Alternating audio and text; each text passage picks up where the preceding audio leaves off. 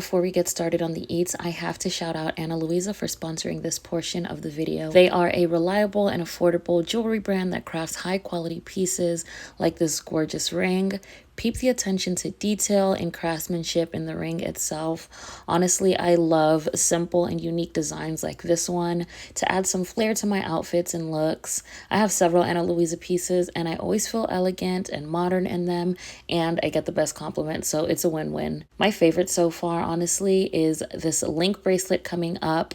You can't tell me I do not look expensive, and as you'll see, I do wear my watch a lot, so it's the perfect balance of wearing something elevated and practical because I wear my watch with it.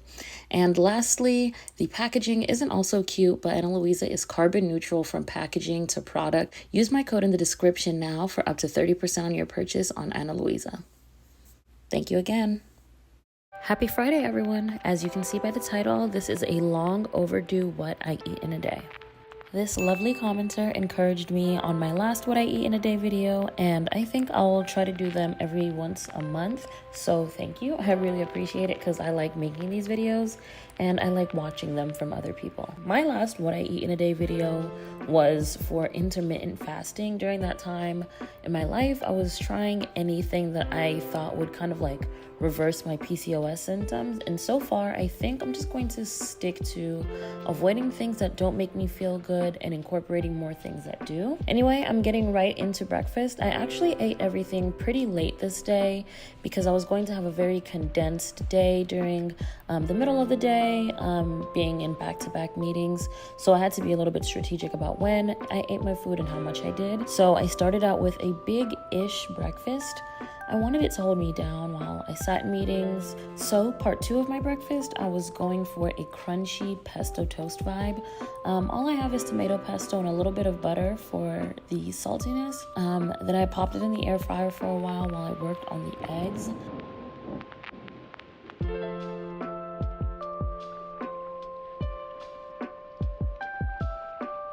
Ugh, I'm so upset that my egg cracked. I love a good runny yolk, and this kind of low-key ruined my whole image for what my breakfast should have been, but it still had a little bit of flow to it, so it wasn't too bad.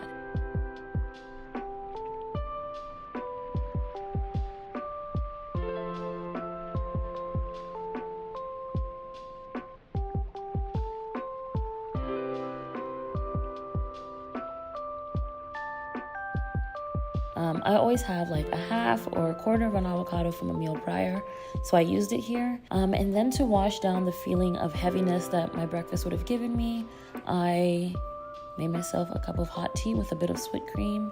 I feel like tea always kind of erases the heaviness that you have with any meal or anything hot, honestly.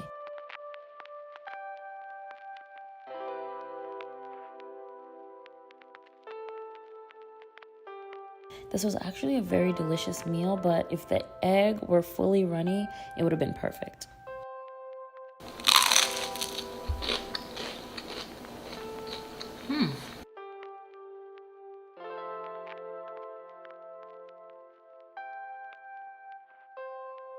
One of my meetings ended short and I randomly had the idea to make a mocktail, which I've been exploring a lot more lately.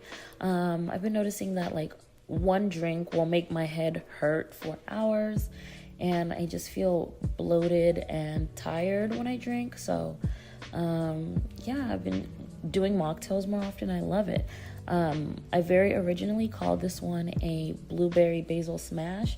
I figured I would put my cocktail set to good use and my new basil plant. I made a huge mess and I need to practice using this kit a little bit more, but this was so good, so it's okay.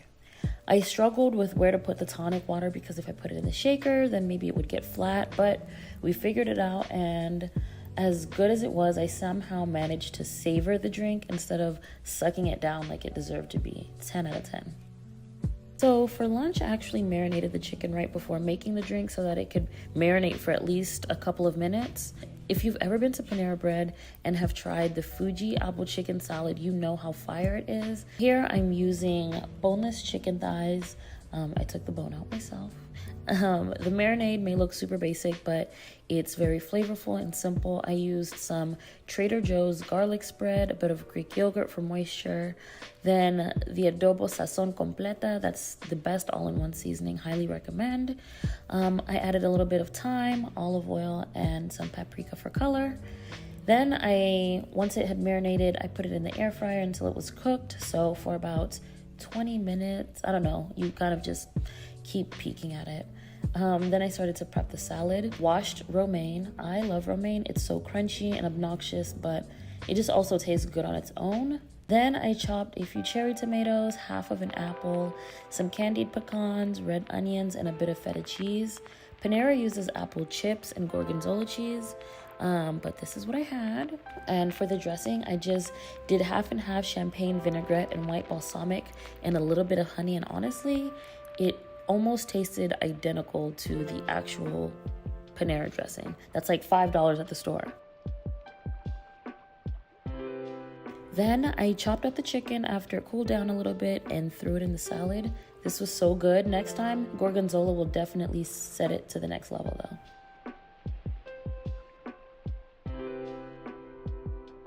Lastly, for dinner, I am throwing it back to the beginning of the pandemic with those salmon sushi bowls, but today I switched it up with some fried rice instead of plain white rice. I started out by making the rice. Don't judge me, but I had some leftover 5-minute rice I needed to finish up, so I cooked it first, then put it in the freezer while I prepped everything else. This day, honestly, side note, is an anomaly because I probably wouldn't cook 2 different proteins.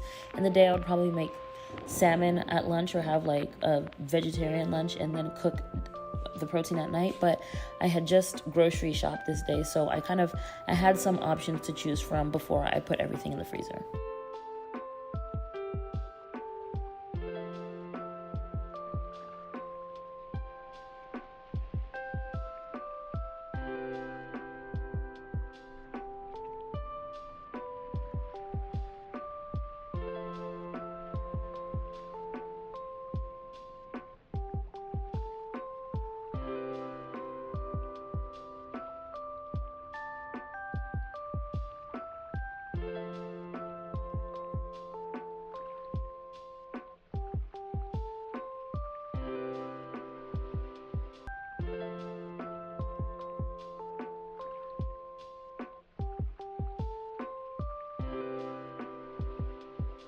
Also, please do not come for the state of the cucumber that I had.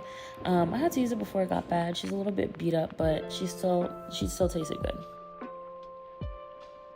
Okay, so I started to put the salmon in the pan, but this pan burns so easily. Luckily, it still gives me a nice golden crust on the salmon, so until I get an Our Place sponsorship, I'll let this pan prematurely brown my salmon for as long as it needs to.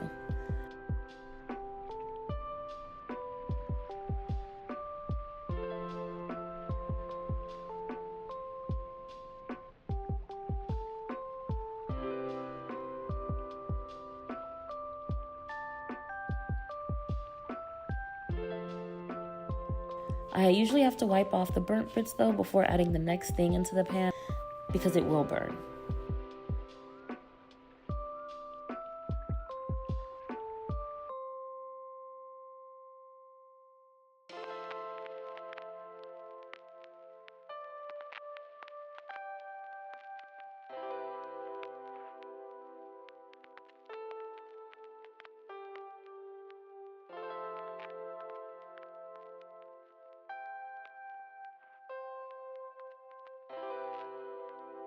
I would normally use day-old rice, but time is a luxury I did not have because I did not plan this well, so this was my next best option.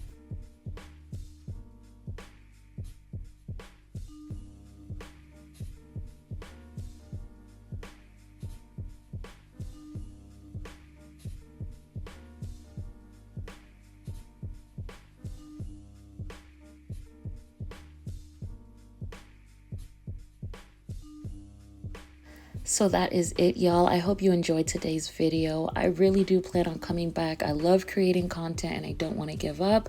As I mentioned at the beginning of the video, please take some time to check out Ana Luisa's jewelry. They have so much variety. I really do believe there's a piece out there for everyone to help you feel gorgeous this coming summer. And I'm happy to be able to share up to 30% off for you in the description if you missed it. So yeah, let me know in the comments what you'd like to see some more from me and my channel, and I'll catch you in the next video. Bye.